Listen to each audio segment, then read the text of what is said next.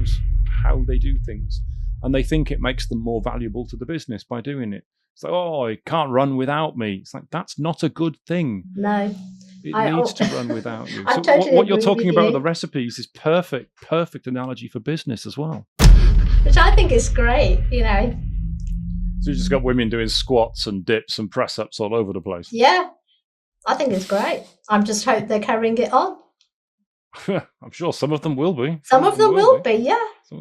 How do you find time to do it? Because when you're not shopping for food and meal planning food and cooking in advance. I naturally wake up at 6 a.m. every morning, and it doesn't matter whether it's a Saturday or a Sunday. I get up. I don't lie. I never lie in. On this week's episode of The Engaging Marketeer, I am speaking with Taruna Chauhan, who went from a diagnosis of pre-diabetes to creating a cookbook containing all of her mother's and her mother-in-law's secret recipes for living a healthy and long and prosperous life. So I'm going to be talking to Taruna about how she did that, how she works with her clients, and how she helps people find their inner why and their inner wisdom. Because your whole why about your cookbook that you've got and what you do stems from diabetes. Well, pre-diabetes. So the book isn't related to the pre-diabetes. The book was a passion project where my mum passed away in 2012, and then a few years later I thought, oh, I'd quite fancy making pickle. And it dawned on me, I never sat down with my mum to write those recipes down. But she always had them in her head. She never wrote anything down. And it never occurred to me to actually sit down and ask her how she made it, so I could then, write it down. So they went with her when she passed away in 2012. And my sisters, yes, they make the pickles, but it's just never the same, because of what you find, because it's an oral tradition. It's always something they leave out telling you, so you have to ask them a few times to get all the nuggets. So I thought, my children ask me for recipes and I write them down for them, because it's changed. My children live away from home. They aren't always by me when I'm cooking to learn on an ongoing basis. So I was already writing down some of the recipes that they wanted, but it dawned on me that actually I quite like to preserve all the family recipes and the cultural recipes, because I did realize that, especially with the authentic Diwali cookery I do, a lot of the younger generation don't make them anymore. It's easy for them just to go to the shops to buy it. But I didn't want those traditional recipes to be lost forever, because once they're gone, they're gone. So it took me a while to actually get the recipes from my head onto paper. But not only that, again, I wasn't given measurements. I did everything by eye. So every time I cook, it's going to taste slightly different. This is not a precise recipe, but I had to make it precise for the book. So then I had to put in measurements. I had to make them metric, because I'm at the age where I grew up with ounces and pounds, not grams and milligrams and everything. So I had to do that as well. So I did that. So that was my why, was that I wanted to preserve all those recipes and leave that legacy behind, I guess, for the next generation when they were ready to use those recipes. So that was my why for the recipe book. With my pre-diabetes, I changed that around, because when I was told I had pre-diabetes, the nurse, I distinctly remember her saying, when I asked her, well, what do? I want to reverse it. Because having worked in the NHS, I knew that it would lead to type 2 diabetes, and type 2 diabetes I didn't want to have, because it brings along with a lot of comorbidities, which I didn't want. So when I asked her, well, what can I do? What do I need to do to turn it around? She said, well, I don't help you with that. Just come in a year for another blood test. I thought, well, that doesn't help me, because that means in a year I could make it worse, because I don't know what I shouldn't be doing. So me being me, I went and researched what I should do.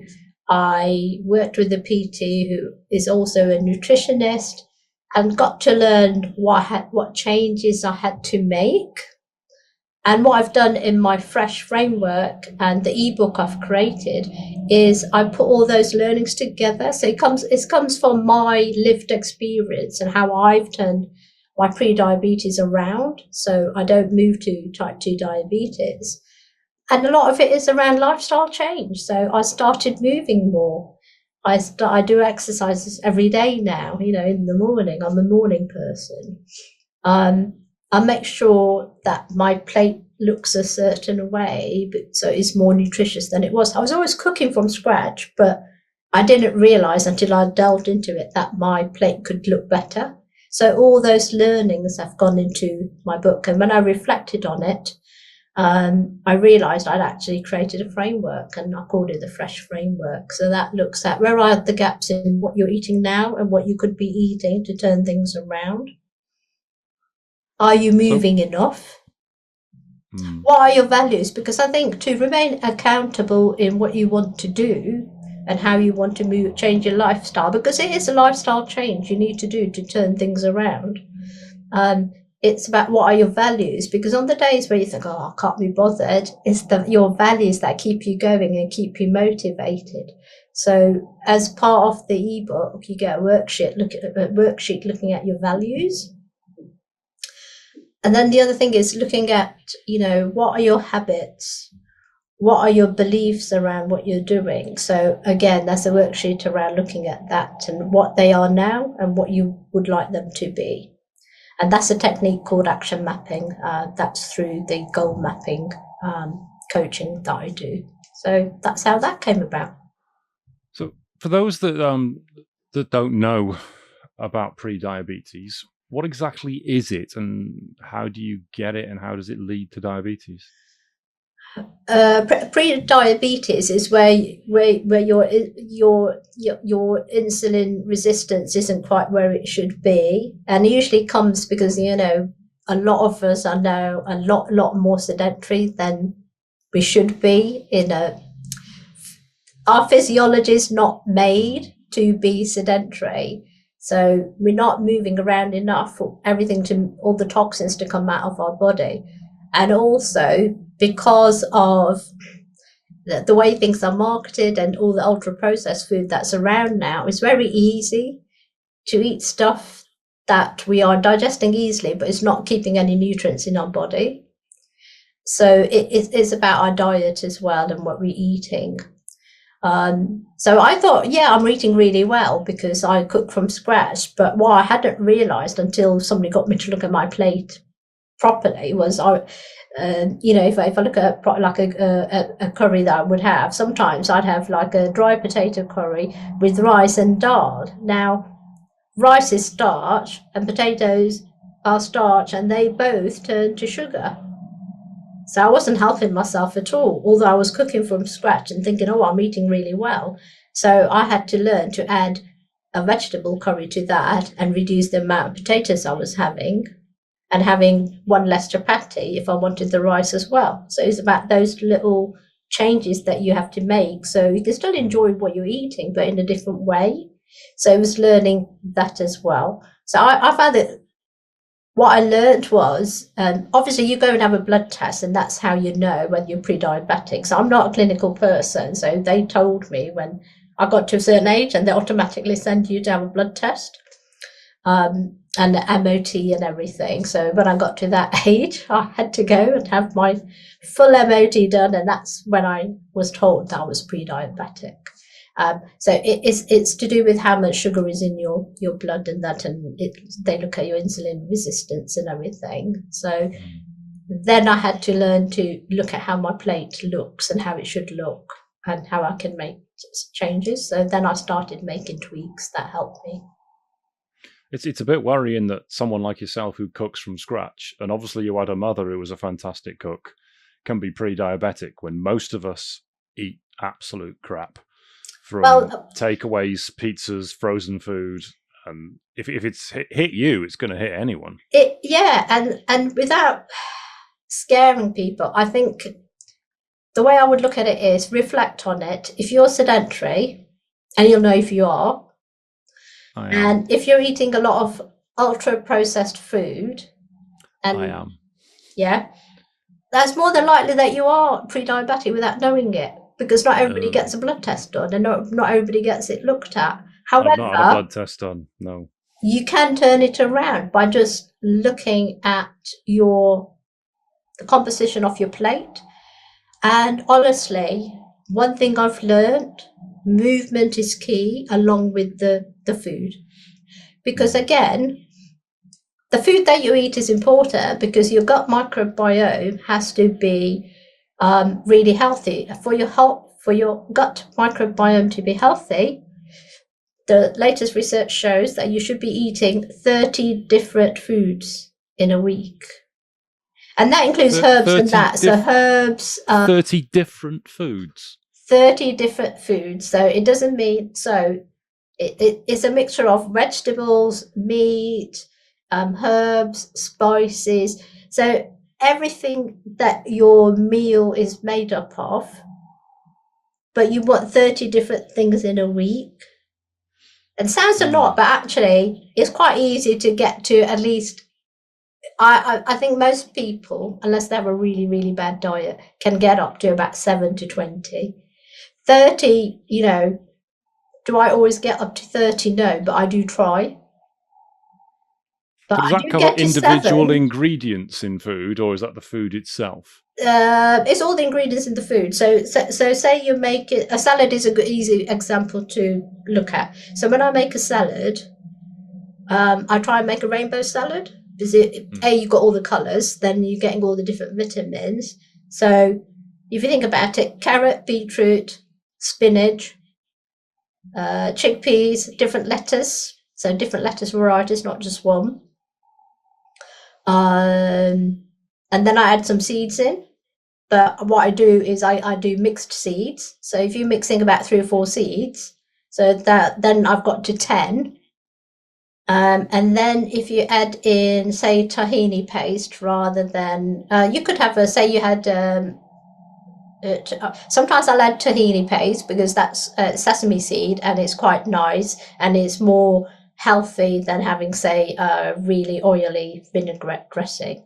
But say you did make a vinaigrette dressing, then you'd have your olive oil and your vinegar and your lemon juice. So those are 3 different things. So it's how many things you can add in. So it's quite easy to add 7 to 10 things on a plate of salad, and then you'd have your protein. So that's another thing. So can you see, it does add up, but you need to consciously be adding that. So if you know yourself, you're eating more ultra-processed food, what you'll notice with ultra-processed food is very bland and it's very brown looking, very pale and beige looking. So if your plate looks like that, that's that's not good for you. You want a plate that's vibrant. So that's a key factor in you knowing whether you should be moving what you're eating and what you should be adding in. It's not always about what you're taking away, it's about what you're adding in. Yeah, we call it the beige buffet. Yeah, the beige, but you want to move away from the beige buffet.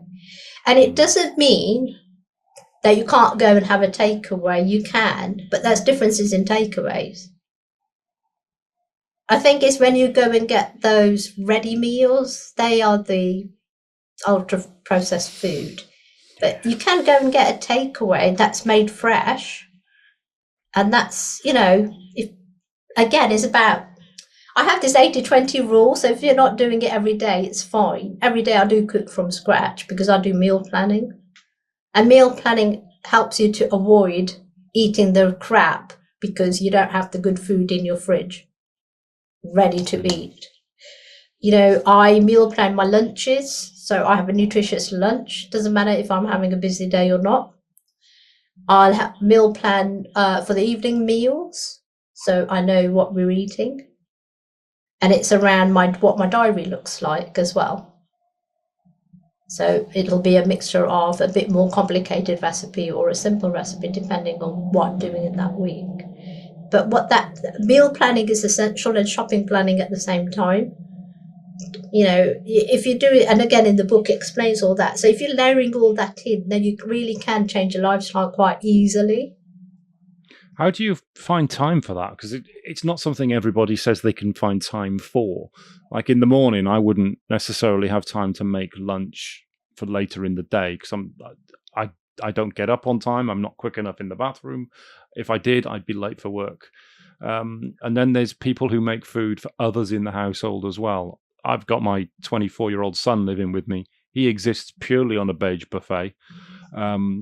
he wouldn't eat anything else that I made for him. He just wants the nuggets, the chips, and the pizza. How do you cope with resistance like that from other people? I think it's giving them little tasters of I think it would eat. Sometimes it's education. If he's 24, then maybe educating him in why it would make a difference to how he feels. Because what you eat and how it makes you feel, you'll notice a difference. If he's having a beige buffet every day, his mental health isn't going to be great. Though his emotions aren't going to be great because you're not putting anything great in your gut. And you get more messages from your gut to your head brain than the other way around. So you really do want a healthy gut microbiome. And you asked me, how do I fit it all in? Yeah. I make the time to fit it in because I know if I take care of my inside, then if I'm healthy and I'm well and I do my movement and my exercise and I am well, then I'm going to be working in a better place mentally, physically, as I get older. And I'm already in my 60s, so I want to be healthy, in the next decade and longer, because my parents lived to a ripe old age, so it's probably likely that I will too. So that makes me sit down and do it. So how do I do it?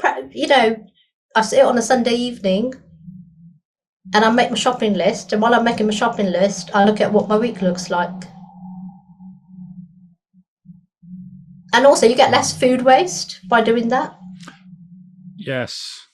So you get a lot of knock-on effects as well. I see. Yeah, I get a lot of food waste. Yeah, so you'll reduce food waste because all the perishables you'll be buying in what you need.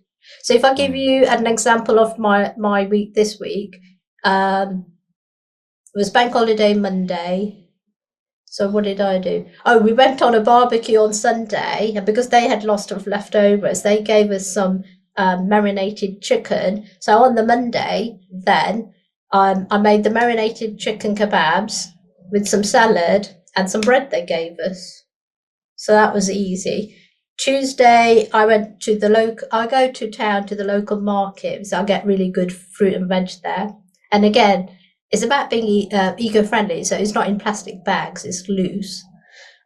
So I bought all the vegetables there. So Tuesday, it was a mixed vegetable curry, and I made a raita with that. So again, that was adding a bit of more protein to it than just the curry, and had chapati with it. And Wednesday I made an English dish. I made a chicken Gerard, which is a Simon Rimmer recipe from Sunday Brunch. So that was nice. That was chicken, and I made broccoli with it and mash. So that was a well-balanced meal. Thursday was a vegetable curry again. Today it is our day where we'll get some takeout, but I've actually got some of the chicken left from Wednesday, so I will have that with some green beans. So can you see, it's quite easy to plan. So I know exactly what meal I'm making on each day. So then I know exactly what I need to shop for. So that reduces food waste, but also it means you're walking into the kitchen knowing exactly what you're making. And you've had time to think about how colourful that plate looks before you even get into the kitchen. And you said you don't get time to make lunches. So what I do is I prep my lunches either on the Monday morning or on the Sunday. So I'll prep the vegetables and that. There's a lot of vegetables in that you can prep, and then you can put your plate together.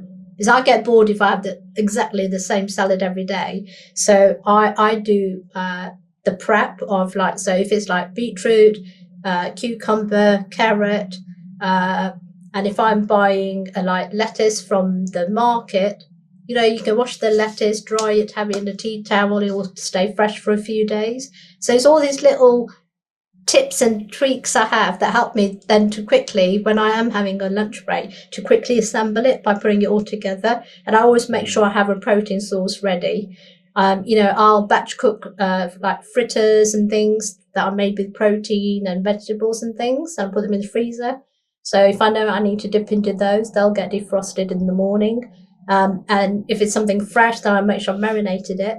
And, if you're making chicken or something and marinate it, you can cook it. You can have 2-3 days worth of that protein source to add to your salad. So can you see, you can make it easy by planning. Yeah, I think it is the planning, isn't it? Because people often say that to me, what are you having for tea tomorrow? What are you having for tea? I don't know. I've not got a clue. I don't know what I'm having later. Because I don't do that. I don't plan ahead. And if you don't plan ahead, you end up taking the quick and easy option. And and the quick and easy option is it's bad. to have the beige food. Beige food, yeah. And the way I look at it is, the healthier I am, the better I can be in my job. Because my mental acuity is going to be greater. My cognitive skills are going to be more clearer. I'm going to have more clarity. I'm going to be able to focus. So that gets me going as well. So it's a mindset thing as well. And I have, I'm a morning person, so I do my exercise routine in the morning. And it's not long. I'm not there for hours on end.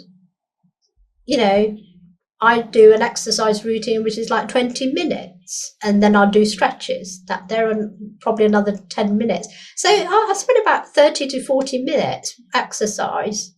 And I think you have to give yourself that much time if you want to be healthy going forwards, So for me, it's a mindset that I'm helping myself to be healthy as I grow older. Well, that's what it's a non-negotiable. You mentioned the movement is important, and not to live a sedentary lifestyle, which a lot of us do live. I'm very guilty of that. How are you finding time to do that? So I literally just did an AI course today on how to find time to work out. And so I was on that this morning. So how do you find time to do it? Because when you're not shopping for food and meal planning food and cooking in advance. I naturally wake up at 6 a.m. every morning. And it doesn't matter whether it's a Saturday or a Sunday. I get up. I don't lie. I never lie in. Saturday or Sunday, doesn't matter. My eyes are open at 6. I'm downstairs. I get into my gym clothes because I happen to have them. So I used to go to the gym, so I make use of them. But if you don't have them, just a t-shirt now. So you will get hot and sweaty. And the first thing I do is hydrate my body. So I'll have some warm water to drink because that hydrates your body. Because warm water, because you don't want to send. If you have really cold water, especially now that we're going into autumn, if you open the cold tap, the water's going to be really cold, and that hits your body. It's too cold for your body, and it gives it a shock. So having warm water is a nice, gentle way of hydrating your body. I'd never realised that. Yeah, I learned that. So, like I said, I did a lot of research. So I gently hydrate my body. And then I'll do my exercise routine. So I do a mixture. I do strength training and I do weight training. So today I did a whole body workout. It's about 20 minutes. Yesterday I did that as well as my weight training schedule. So now I'm up to 4.5 kilo weights, and I want to gradually increase it. I started at 1 kilo weight, so the thing is to increase it gradually so you don't injure yourself. Yeah. And I have injured myself by getting too ambitious. So I've learnt my lesson from that. We've all done that.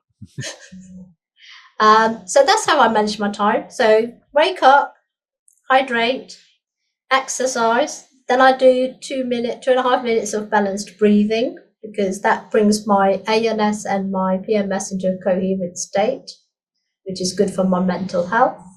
Then I'll go and shower, and then I'll have my breakfast. And I usually know what I'm having for breakfast.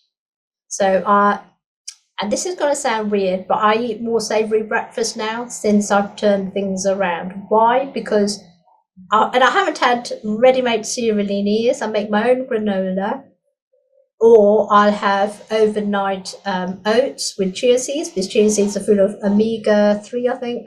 And it's a protein source, and I'll soak that in yogurt, because soaking that in yogurt gives you more nutrition than just soaking it in water. I'll soak it overnight, and then I'll add some nuts and things to it. I'll add some berries.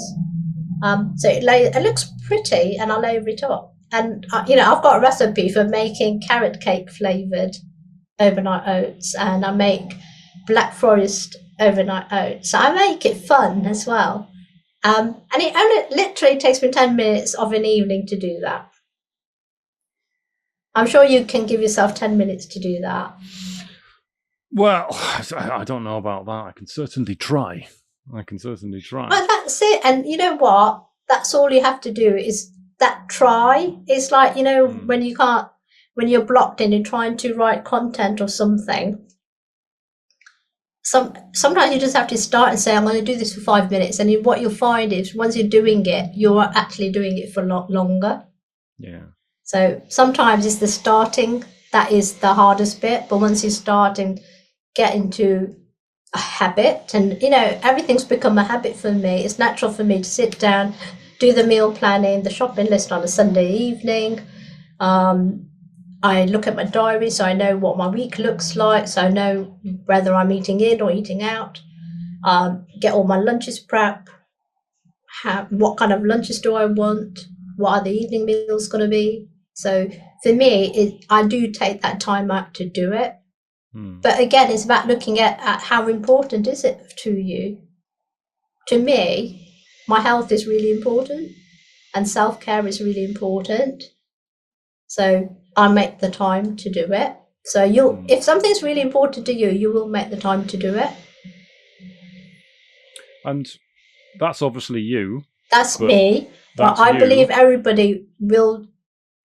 I think if you have to be honest with yourself, where do you want to be in the next 5 years?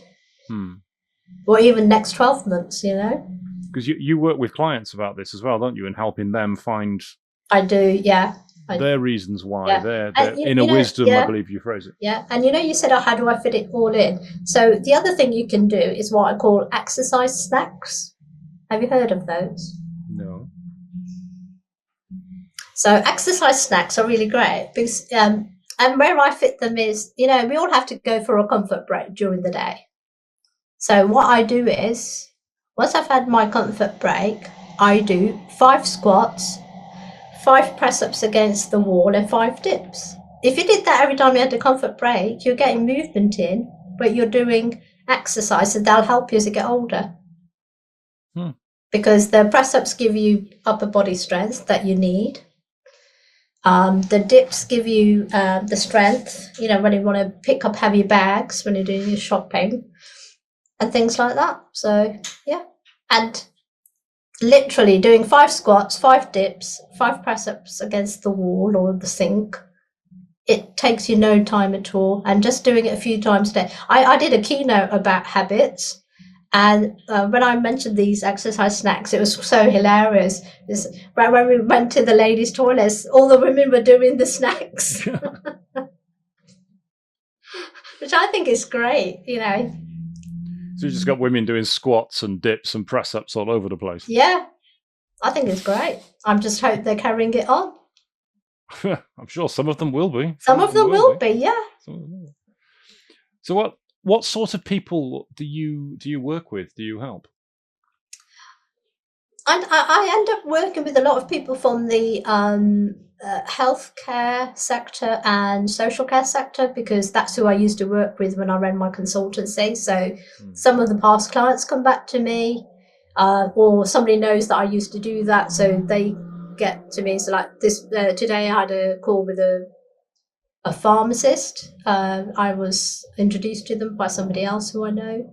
So I do work with that, but in reality, I can work with anybody. One of my clients who I just finished with was an 80-year-old lady who was pre-diabetic and wanted to turn things around. So I helped her with her mindset and accountability and that.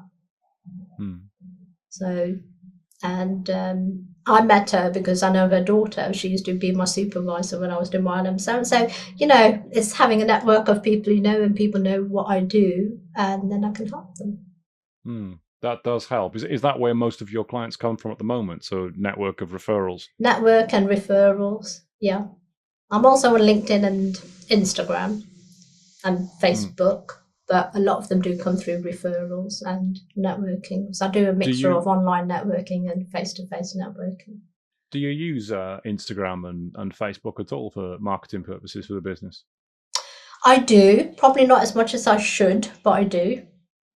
But like this morning, I put up a story about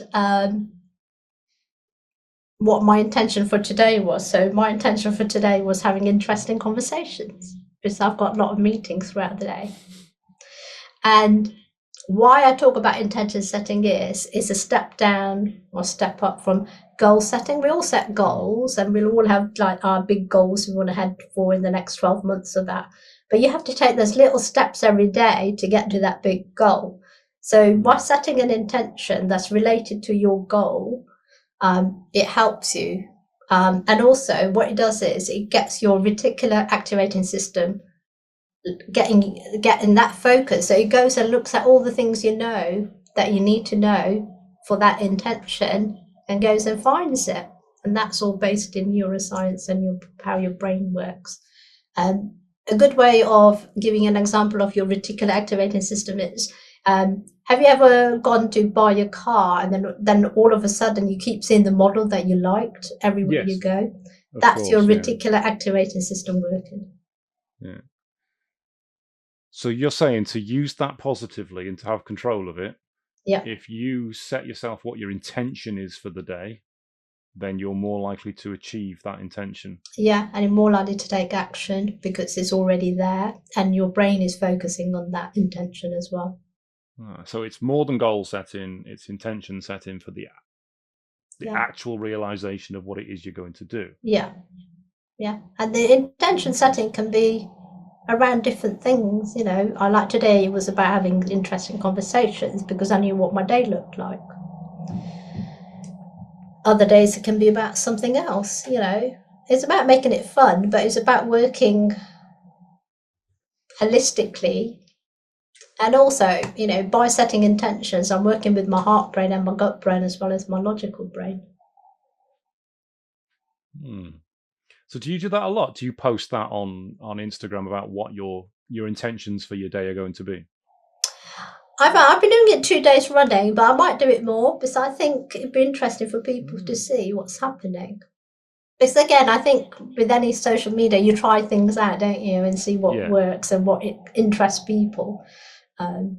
But yeah. What would be interesting as well, I think, is to have a resolution at the end of it to see whether you actually did achieve those intentions for the days that you said you were going to do them. Yeah, I think it would be, yeah. So did it work, in other words? Yeah. No, I mean, have you been having interesting conversations today? You know, no pressure. I have. This has been an interesting one. I've already had an interesting one with the prospect, and I've got another interesting one at 4:00. Fantastic. Excellent. So when you're working with people, how do you, what's the phrase you use? Help them with their inner wisdom. How do you do that? How do you help them find out what it is they want to do or who they want to be? I get them to engage with their multiple intelligences. I'm just a guide. Any coach is just a guide. When I'm coaching, I'm a guide. When I'm mentoring, that comes from my knowledge and skills. So earlier today, I'm also a volunteer with Migrant Leaders UK. So I had my mentee this morning. So I was mentoring her about certain things I'd done, the way certain things could work. She's been learning about reflective practice and really using that and really enjoying that process. So that was me mentoring. So how do I do it? How do I help them find their inner wisdom? I meet them at where they are when I'm coaching, mentoring them. And also it's about knowing what do they want. So what my mentee wants is they've finished their degree, they're moving into a career role, they want to be self-aware about things, they want to know how they can be a leader. And also, to me, a leader isn't just somebody who manages a team. I think we're all leaders because we're all good at different things. And I always think of a spokesperson. So when I worked at hospital, I always think of the hospital as the people in the hospital, the different specialties and the different people who work there as a spokes of a wheel. Yes, the consultant is probably top of the tree, but he can't do his job if the porter hasn't brought the blood in. And he can't do his job if the theatre people haven't set up the theatre. Do you see what I mean? So if one of those spokes isn't there, then the wheel isn't going to work. So it's like that. So I find out, what are the things that my clients want, the person I'm coaching and mentoring, what is their outcomes that they want, and then I work with them. So I like to call it a toolkit. I have a whole toolkit that I can use of all my different methodologies and that, but also my lived experience. And I bring that into it. But it's always about the person who's in front of me. And a good example of that was, when we went through the pandemic, my session with one of my clients was going to be about something completely different. But because of what happened, they were in a topsy-turvy place, is all I can think of, the phrase I can think of, because they'd never had to work from home. Suddenly they had to work from home. And they weren't able to manage how their time worked, when to close the laptop and all that. So I ended up actually coaching and mentoring on how you work from home. And then I created a sheet that they could share with their staff to enable them to, this is office hours, this is now not office hours, and being able to reframe it and change their state when they moved from one persona to the other. But I had to meet that client where they were at on that day. I didn't just say, all right, no, we planned we were going to discuss this and that's what I'm going to do. I saw what was happening and worked with that. Does that answer? Hopefully that answers your question. Yeah. You need to adjust to what their exact needs are. I mean, we get it similar in our agency. People come to us sometimes and say, like, can you help us with our Facebook ads, or can you do our Google ads for us? And that might not actually be what they need. Yeah. It's just what they think they need, or what someone else has said that's what they need. But it might be completely different what they actually need. So you need to help them with what they need rather than what you think the meeting's about or what they've said the meeting's about. Yeah, they'll come to you with what they think they want, but actually you end up giving them what they need because you're the expert, and you'll see actually they're calling it this, but actually this is what they need. But sometimes if you sell the need, they don't buy it because they don't know they need that yet. They think they need A and not B, but we know as professionals and doing what we do is actually they need B. And, that's the difference. Which is an interesting point, yeah, because a lot of people, say, come to us, say they want help. They want someone to do their organic social media for them. But the reality is that's not really going to help most people. Yeah. But it's what they think they need because it's visible. It's what they see other people doing. But other people aren't getting results with it. They're just doing it over and over again, expecting it to work, and it isn't. Yeah. But if we advertised, we're going to help you get your website cited by AI so that you can be recommended by ChatGPT, most people would say, well, why the hell would I want that? So we've got to sell the result, which is getting more business, getting more inquiries, getting more leads for you. Yeah, and it's a whole new world, isn't it? I mean, I just, just a few weeks ago, I heard about Geo, and that's that whole thing about being found by AI. 100%, and I only heard it because there's a lady who knows about it because she's a copywriter and everything, and she needs to know about it. Yeah, most people haven't heard of that. Yeah. No, but I didn't know about it until she said and she explained what it was. So people won't know because they're not looking at it at that. They're just looking at, I want leads and I want them to convert to sales, because ultimately that's what we all want as a business owner. Yeah. And that's that people need. They need Geo, but they don't know it yet. Yeah. But yeah, we can't talk about it because nobody's going to know what other than the few people like yourself that have heard about it. Most people haven't. So we have to approach it from a different angle.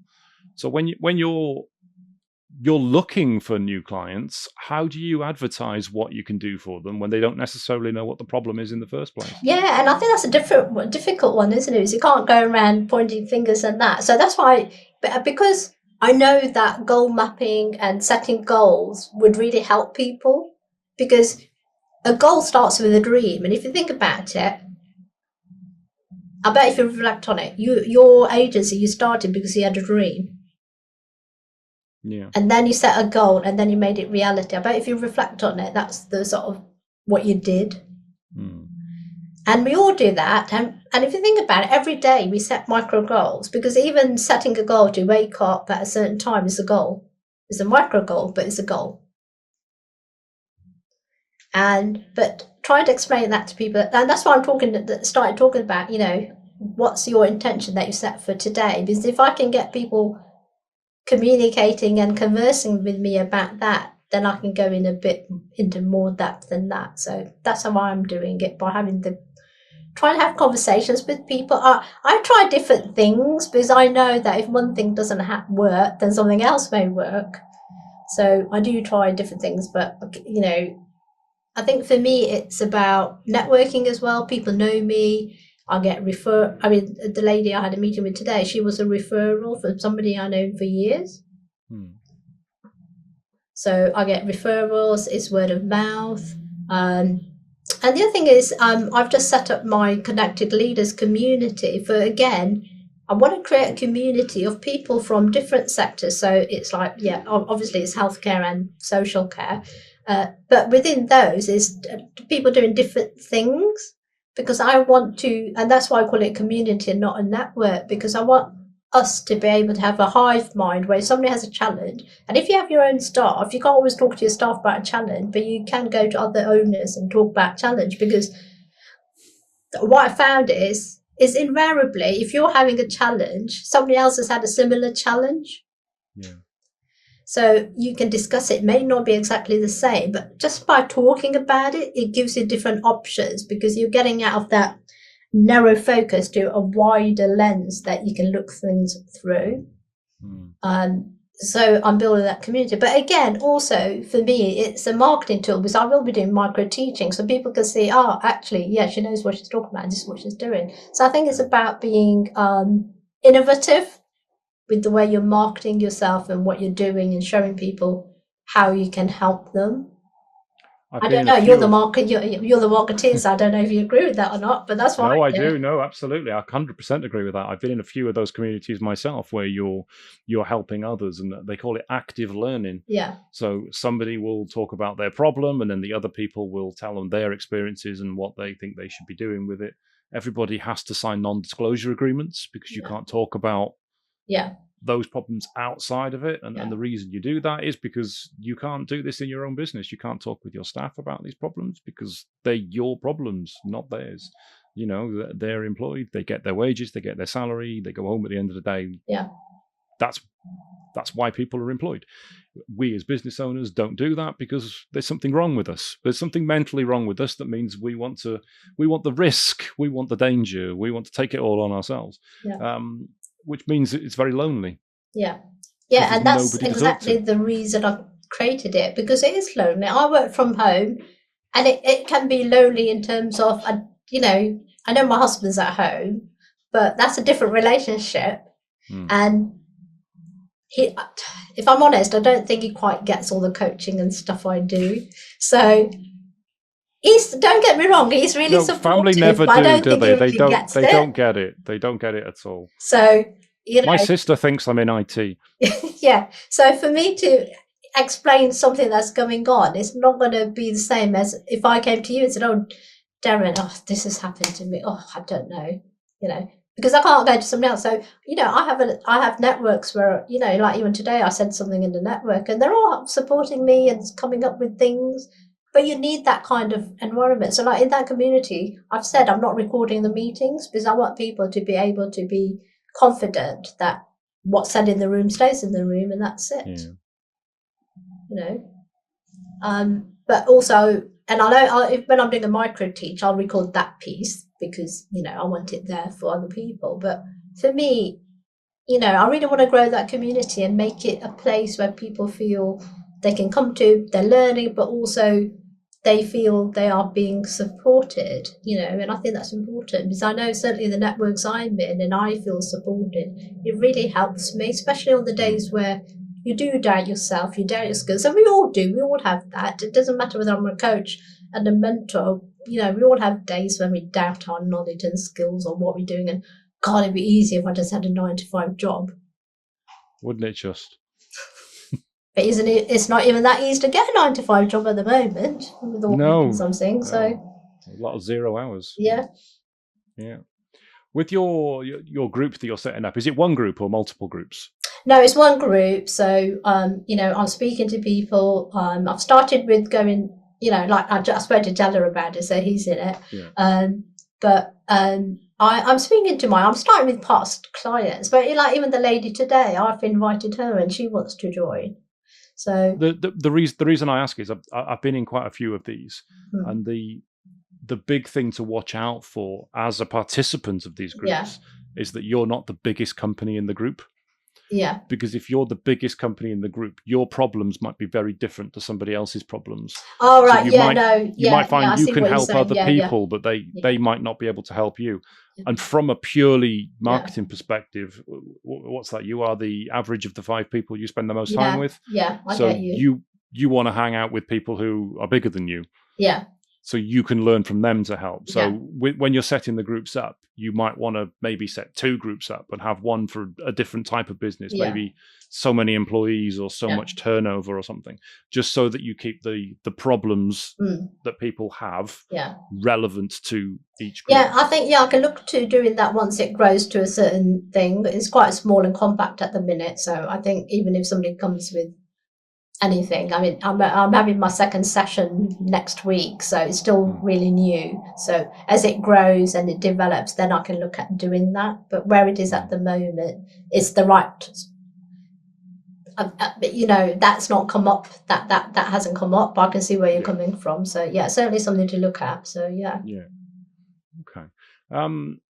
Going back to your mum, you mentioned that she didn't write the recipes down, and you then created the cookbook from your recipes. Were any of yours hers? I presume some were, but how much? The question is, how much of hers did you lose that you couldn't recreate, or how many of the recipes of hers you've used are not quite 100% what you wanted them to be? A fair few are hers, but the thing is, when you're learning to cook in the way we are taught, is an essence. It's not a recipe. It's art, isn't it? It's an art, yeah. It's an art form. It's art, not science. It's just, it's hard to explain it, but it's like you stand next to your mum or your older sibling. I'm the youngest of 8, and they'll say, all right, we're making this today. This is how you make it, and they show you. And then the next time they show you, it might be slightly different, but you don't quite, there's such a nuance in it, you don't really pick up what the difference is. Unless you ask that question, which you don't always do, which I've learnt now, because even with my mother-in-law, my mother-in-law's given me some recipes, and I say in the book some recipes are from my mother-in-law. And she'll say, oh, you do da da da da da, and then when I go and make it, there's something not quite right, and then I go to her and I said, oh, I made it, but it was this. Oh yeah, you should have done that. And I think, well, you didn't tell me that. So it's that is there as well. So when you ask me that question, are those recipes mine? I don't know, because the recipes are just an art form. They're an essence. They're not even, because it's an oral tradition. Nothing's written down. Nothing's. Yeah. It has to. It's not like it has to be that way, because it doesn't. But I've had to make some of them has to be that way. And like there's certain things that I still haven't perfected, and it's on my mission to perfect it. Because I really like the dish, but I just haven't perfected it yet. So there could be a second book coming then with more recipes. It could be. I want to make enough sales of this book, and that's why I've got my YouTube channel, so I can share other recipes as well. And with that, I also want to be interviewing, other foodies, people who love food or make other things. Like, I know a business owner who, when I went on her podcast, it transpired, and I hadn't realised when we got talking that she loves food as well, and she cooks from scratch, and she's got an allotment, and we found out we got so much more in common than we thought we had. So again, I'll have her on my YouTube channel and talk about all things food. So I want to do that with it as well. So yeah, I've got quite a few ideas for the YouTube channel. Well, if you'd like, I can introduce you to a lovely lady who has a YouTube channel for food, and she's a cook on TV. Oh, that'd be great! Yeah, I will sort that out for you. I'm sure she'd be happy to appear on yours. Yeah. What was the question I was going to ask then? It was a really poignant question, and it distracted me with talk about food and YouTube. It was about cookbooks. It was about, oh yes, that was it. It was what you're talking about, not writing recipes down. That is a perfect analogy for business. So there are people in business who run businesses, because you talked about being leaders before, who everything's in their head. Everything they need to do is in their head, and they don't procedurize it. They don't write it down, so that if something happens to them or they go away, and managers do it as well, everything falls apart because nobody knows how they do things. And they think it makes them more valuable to the business by doing it. It's like, oh, it can't run without me. It's like, that's not a good thing. No. It needs to run without you. I So totally what you're agree talking with about you. with the recipes is perfect analogy for business as well. Yeah, it is. And I hadn't thought of it that way. But yeah, you're quite right. And, you know, when I've had the when I've told my why about why I wrote the book, a lot of people said, you know what, you're really right. Because, yeah, I've got my grandma's recipe.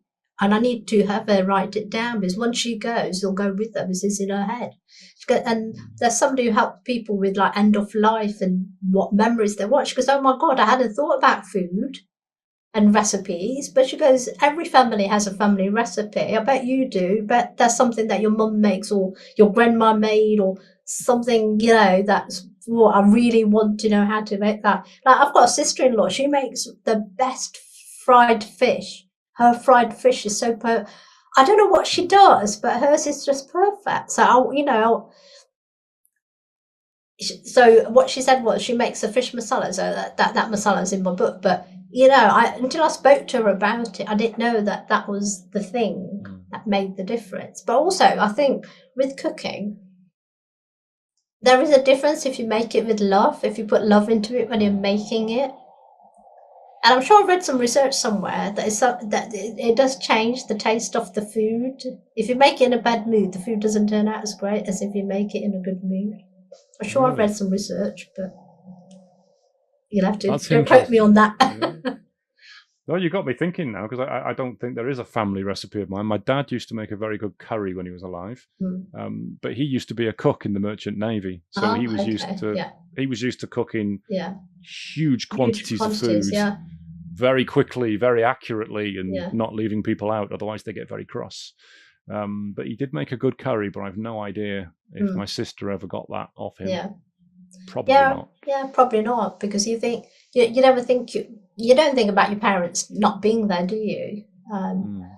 And I think and also you get interested in different things as you get older as well, don't you? You know, baking pickles wasn't something I'd really thought about until a few years after she passed away, and I thought, oh no, I missed a chance there. So yeah. Well, on that downer, we are just about out of time. Yeah. But for anyone listening to this thinking, I want to find out more about you, I want to know about your YouTube channel, or I want to get in touch with you, what's the best way for them to get in contact with you? And what's the name of the book? And what's the name of the YouTube channel? The book and the YouTube channel, they're both called Recipes from a Gujarati Kitchen. I know that's a bit of a mouthful. You can find me. All good food is a mouthful. I have just created my Instagram channel called Recipes for a Gujarati Kitchen, just for all the foodie stuff, because I found I was mixing the coaching and that. So I've got a separate one. If you want to know about me as a coach, then it's Taruna Chauhan Inner Wisdom Coach on Facebook, LinkedIn. Facebook and Instagram. I'm on LinkedIn as well. You just find me under Taruna Chauhan and you'll see all the Inner Wisdom Coach stuff coming up. So that's all the different ways to find me. And my website is actually called tarunachauhan.com. Because that's my overarching domain. Perfect. I will put the links for all of those below the podcast in the description. So anybody listening to this on iTunes, Spotify, whatever, or watching on YouTube, have a look below in the description. All of the links to get in touch with Taruna, the link for the book, the link for the YouTube channel, the link for the website will be on there. So they can just click on that and go straight to you. Oh, that'd be great. Yeah, that'd be absolutely. Taruna, thank you very much for being a guest on the podcast. I've loved having you on and finding a lot more about you. Thank you very much. Thank you. I've enjoyed it. Thank you.